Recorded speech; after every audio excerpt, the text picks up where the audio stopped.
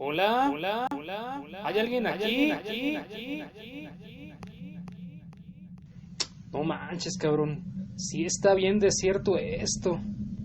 Y Aladino caminó, y caminó por el desierto hasta que... La tarea de un educador moderno no es talar las selvas, sino regar los desiertos. Y en otras noticias, el concurso literario ha sido declarado como desierto, ya que el jurado determinó que ninguna obra cumplía con los requisitos mínimos de calidad.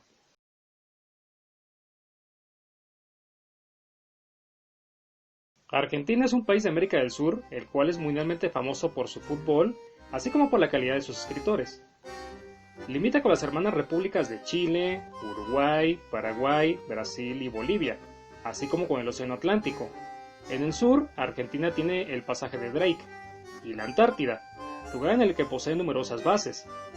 Es el país de habla hispana más grande del mundo, cuya superficie abarca más de 2 millones de kilómetros cuadrados, siendo además el segundo más extenso de América Latina y el octavo del planeta. Así que, pues un pedazote de tierra impresionante. Sin embargo, esto no siempre fue así. De hecho, hasta inicios del siglo XIX no abarcaba ni la mitad del territorio que hoy en día posee, dejando libre toda la Patagonia, toda la Pampa y la región del Chaco Central en el norte. Esto era porque eran los límites que tenía el virreinato del Río de la Plata, que recordemos se creó durante las reformas borbónicas, allá por el siglo XVIII. No obstante esto, pues cambiaría ya en la segunda mitad del siglo XIX, y el mapa adquiría las delimitaciones que le conocemos hoy en día, cosa que sucedió a partir de la anexación de los territorios anteriormente mencionados. La más famosa de estas incorporaciones fue la de la Pampa y la Patagonia, que se realizó durante la llamada Conquista del Desierto. Y esa es, como dice Dross, la cita que nos reúne el día de hoy. De echarle un vistazo a aquel decisivo y, ahora verán, controversial periodo de la historia de Argentina. Ahora, antes de meternos de lleno a ese tema, vamos a definir el origen del término. ¿Por qué desierto? ¿Acaso era porque la Pampa y la Patagonia tenían un clima árido con cactus y rodamundos circundando el panorama? Pues no, cabrón. De hecho, si miras fotos te darás cuenta de que, pues, se parece más bien a una pradera o a un bosque, por toda la cantidad de vegetación que se cargan. Claro, pues hay zonas que son menos espléndidas que otras, pero en general no tiene para nada la imagen que nosotros tenemos del desierto. ¿Por qué entonces un desierto? Porque desierto era el término que los exploradores de la Ilustración utilizaban para referirse a los sitios o zonas que eran demasiado inhóspitos para el hombre, sin importar el clima o el paisaje de estas. Al mismo tiempo, también usaban este término para decir que una región pues no estaba poblada por el hombre occidental. O sea, era un desierto cultural, como quien dice, aunque el asunto también tenía un pedo económico, ya que las comarcas que no eran aprovechadas o explotadas a la usanza capitalista, pues se las consideraba como desiertas. Capitalista porque, pues sí, había pueblos originarios en esas zonas, que movían la tierra de acuerdo a sus usos y costumbres. Sin embargo, estos pues no iban encaminados a integrarse a un mercado internacional, ni tenían conceptos como la propiedad privada, ni nada por el estilo. No, la cosa era más tradicional, vaya. Entonces, de acuerdo con este concepto de desierto, si un lugar no era ocupado ni trabajado por el hombre europeo occidental, era considerado como un desierto, sin importar si no se parecía a uno. Y esta misma definición la utilizaban primero los españoles y después los criollos argentinos para referirse a la región anteriormente nombrada. Ya que ya el hombre occidental pues ciertamente no había metido la mano, o cuando menos no lo suficiente, razón por la cual ni controlaban la zona, ni la ocupaban, ni nada por el estilo. Es más, ni siquiera la conocían del todo. En ese sentido los indígenas le llevaban mucho más ventaja. A pesar de eso, los habitantes de la provincia de Buenos Aires se interesaron por integrar el desierto a su jurisdicción, por lo que en 1852 reclamaron para sí toda la Pampa y la Patagonia, e incluso las Islas Malvinas, evento que se presentaría como el primer episodio de la conquista del desierto. Habiendo hablado de la definición de desierto, ahora pasemos a revisar la situación política de Argentina durante el siglo XIX. A inicios de la Guerra de Independencia, las provincias del Virreinato del Río de la Plata desconocieron al rey, lo quitaron y cambiaron su nombre por el de Provincias Unidas del Río de la Plata. Posteriormente obtuvieron su independencia, en 1816, dando inicio a un periodo de organización y de reestructuración que tendría por objetivo decidir el rumbo que tomaría el país. O bueno, Al menos así habría sido de no ser porque hubo un montón de guerras civiles entre las provincias. Esto porque los emancipados no se pusieron de acuerdo en el tipo de gobierno que deberían tener. Y ahí se aventaron hasta la década de los 60, cuando finalmente se unificó el Estado argentino. Durante ese tiempo la provincia de Buenos Aires se mantuvo aparte de las del resto, haciendo sus proyectos, trabajando su economía, pero sin llegar a proclamarse como un país independiente. Por lo cual, hoy en día no tenemos jugando a la República de Buenos Aires en la Conmebol. Si no, pues seguramente la veíamos por ahí disputando un encuentro contra la Gran Colombia, o bueno, qué sé yo, haciendo un amistoso contra la República de Texas. Ya unificado el país, Buenos Aires comenzó a escalar políticamente hablando, y a imponer sus ideales a las demás provincias, que bueno, pues fruto de esto se terminaría convirtiendo en la capital argentina, a inicios de los años 80, y uno de los ideales era el del desierto, como veíamos anteriormente. Prácticamente Buenos Aires arreó a las demás provincias para que le ayudaran a conquistar el desierto, y digo arreó porque estas pues tenían ciertas resistencias a esa región, o sea, que no les interesaba para nada, o casi nada. De hecho, muchas veces tenían una opinión negativa sobre el desierto, y no lo veían con buenos ojos. Pues ¿para qué vamos a querer eso? No, ahí no hay nada de valor, es estéril, y aparte está lleno de indios, y los desgraciados pues son unos salvajes. Mejor vamos a quedarnos aquí. Pero en Buenos Aires tenían un discurso diferente, ya que sí, obviamente reconocían que el desierto pues estaba lleno de indios, los cuales constantemente atacaban los poblados de la frontera sur. Sin embargo, también opinaban que este tenía ocultos un montón de recursos, que de ser usados contribuían a engrandecer las finanzas y a desarrollar a la nación argentina. Solamente había que tomar el desierto y empezar a trabajar la tierra, para que el dinero comenzara a fluir. Al principio las demás provincias, pues bueno, no apoyaron mucho la idea de los porteños. Sin embargo, poco a poco fueron simpatizando con ellas, hasta que finalmente terminaron por secundarlas. Gracias a esto la conquista procedió, pero no sin algunos inconvenientes, ya que sí, en lo general se apoyó la idea del desierto, no solamente por secundar a Buenos Aires, sino también porque se creía que con esto se reducirían las invasiones indígenas, al civilizar, por así decirlo, el desierto en el que estos vivían. El problema aquí fue que ni Buenos Aires ni las provincias pudieron ponerse de acuerdo en qué era lo que debería de hacerse. Primeramente, no lograron establecer hasta qué punto se debería de llevar a cabo la conquista, si hasta el río Colorado en las inmediaciones de Buenos Aires, al río Negro en la región de Neuquén, o si ya de plano seguirla hasta el estrecho de Magallanes. La segunda cuestión era qué hacer con la tierra conquistada, si usarla para la ganadería, la agricultura o poblarla con inmigrantes. Y la tercera, pero no por eso menos importante, qué hacer con los indígenas que ahí vivían. Algunos decían que había que integrarlos pacíficamente a la sociedad, mientras que otros pensaban que había que barrerlos mediante el uso de la fuerza militar, ya que con sus acciones habían desafiado al Estado argentino.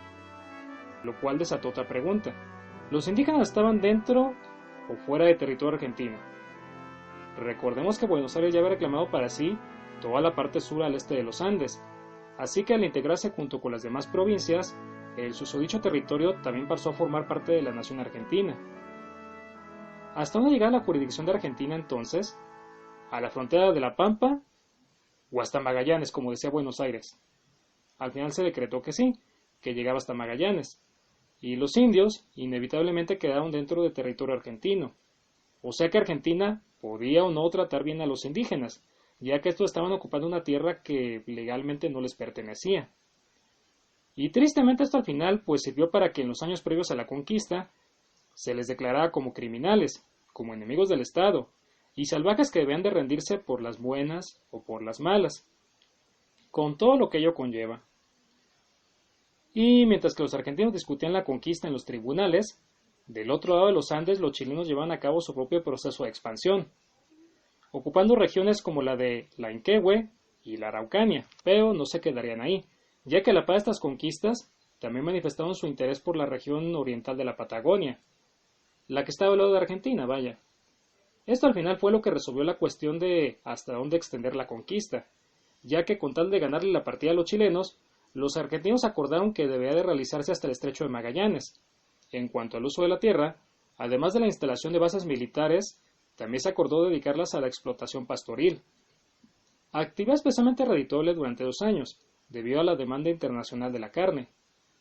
Aunado a ello, entre los años 1873 y 1876, hubo una crisis económica que sacudió a varios países de la región, entre ellos Argentina. Así que, pues bueno, una razón más para generar dinero. Puestos los elementos sobre la mesa, se dispuso a iniciar la conquista del desierto, durante la presidencia de Nicolás Avellaneda, acción que no fue bien recibida por los indígenas, que reaccionaron atacando violentamente la frontera sur, asesinando hombres, secuestrando mujeres y robándose el ganado. En respuesta, el ministro de Guerra, Adolfo Alsina, presentó un plan para contener y replegar a los indígenas, plan que tuvo como escenario principal la provincia de Buenos Aires, especialmente golpeada por los pueblos originarios. Como parte de esta estrategia, Alsina mandó construir una trinchera de 2 metros de profundidad para poder defender Buenos Aires. Puso además vías telegráficas y reforzó la presencia militar en esa zona.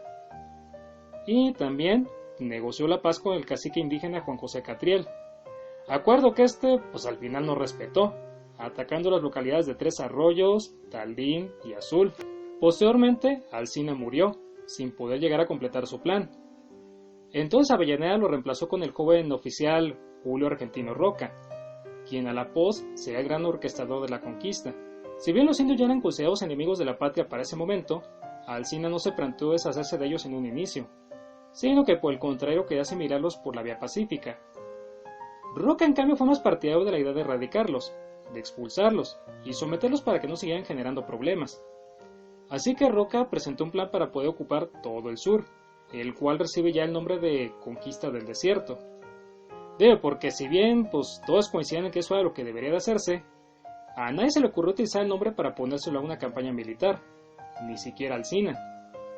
Esta maniobra de Roca generó un gran entusiasmo entre la sociedad argentina, lo cual hizo que el Congreso le soltara 1.700.000 pesos para poder financiar la expedición, dinero que el pelado utilizaría para trasladar la frontera desde la trinchera que había armado Alsina hasta el Río Negro.